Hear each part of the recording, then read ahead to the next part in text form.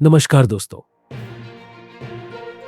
जब दुनिया के सबसे बड़े लोकतंत्र भारत की बात होती है तो यह स्वाभाविक है कि हम उसकी बढ़ती वैश्विक शक्ति और प्रभाव की कल्पना करें। आज हम एक बेहद महत्वपूर्ण एवं चौंकाने वाली खबर पर चर्चा करने जा रहे हैं। क्या आप जानते हैं कि हाल ही में भारत को अंतर्राष्ट्रीय मंच पर और भी शक्ति मिल सकती है? भारत, रूस और चीन ने मिलकर एक नया महासंघ बनाने की दिशा में कदम बढ़ाया है, जो न केवल वैश्विक शक्ति संतुलन को बदल सकता है बल्कि भारत को स्थायी सदस्यता के लिए एक मजबूत आधार भी प्रदान कर सकता है। क्या इस महासंघ के माध्यम से भारत को वीटो पावर मिलने की संभावना है? आइए इस रहस्य की परतें खोलते हैं। वीटो पावर एक ऐसा विशेषाधिकार है जो भारत जैसे विकासशील देशों के लिए लंबे समय से चर्चा का विषय रहा है। तो चलिए थोड़ा गहराई से जानते हैं कि यह वीटो पावर क्या है और इसका इतिहास क्या है। वीटो का अर्थ है रोकना।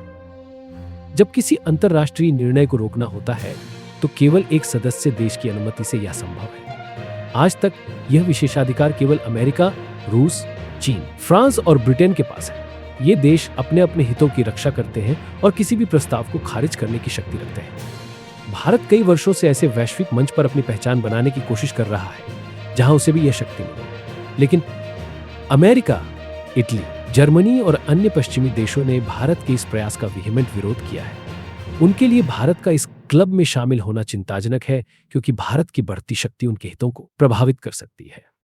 जैसे जैसे भारत की अर्थव्यवस्था मजबूत होती जा रही है और तकनीकी तथा रक्षा क्षेत्र में नई ऊंचाइयों को छू रहा है, पश्चिमी देश अब इस विकास को नजरअंदाज नहीं कर सकते। यही कारण है कि भारत की इस स्थायी सदस्यता की मांग अब कट्टर विरोध की बजाय एक वास्तविकता बनती जा रही है।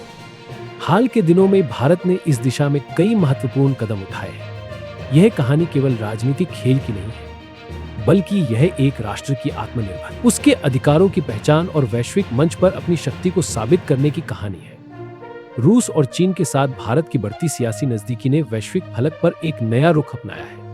हाल ही में भारतीय राष्ट्रीय सुरक्षा सलाहकार अजीत डोभाल और रूस के राष्ट्रपति पुतिन के बीच महत्वपूर्ण के बीच, जिसमें द्विपक्षीय संबंधों के अलावा चीन के साथ चल रहे विवाद भी शामिल थे। इस बैठक के बाद भारतीय विदेश मंत्री ने घोषणा की कि भारत और चीन के बीच सेप्टेनताज पालीचेत सीमा विवाद हल हो चुका है।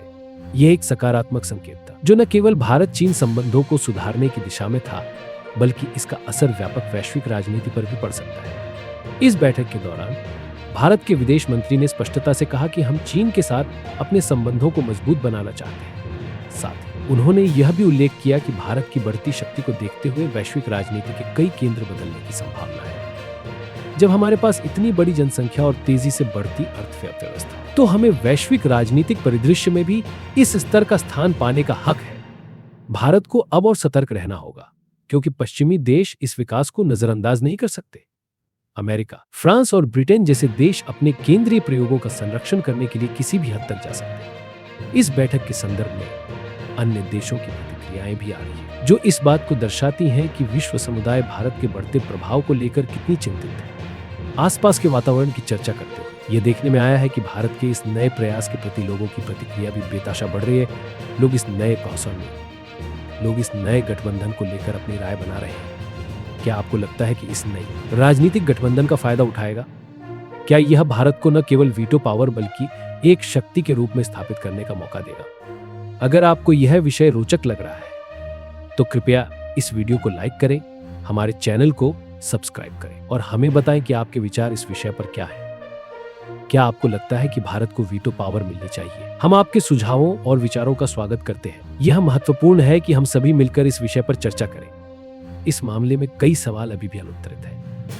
क्या यह भारत के लिए सही दिशा है? क्या यह हमारी राष्ट्रीय सुरक्षा को मजबूत करेगा? आने वाले दिनों में हम इस विषय पर और भी जानकारी साझा करेंगे। जैसे जैसे समय बीतेगा, हम देखेंगे कि वैश्विक राजनीतिक परिदृश्य कैसे बदलता है और भारत की भूमिका इसमें कैसे आकार लेती है। हमें उम्मीद है कि ऐसा परिवर्तन हमारे लिए सकारात्मक साबित होगा। मांग कर रहा है कि हम स्वतंत्रता, पारदर्शिता और न्याय के पक्ष में खड़े रहें। न्याय का अधिकार हर नागरिक का है और हम सभी को इस प्रक्रिया का हिस्सा बनना चाहिए। धन्यवाद और बने रहिए हमारे साथ अगली महत्वपूर्ण जानकारी के लिए। हमें आपके विचारों का इंतजार रहेगा।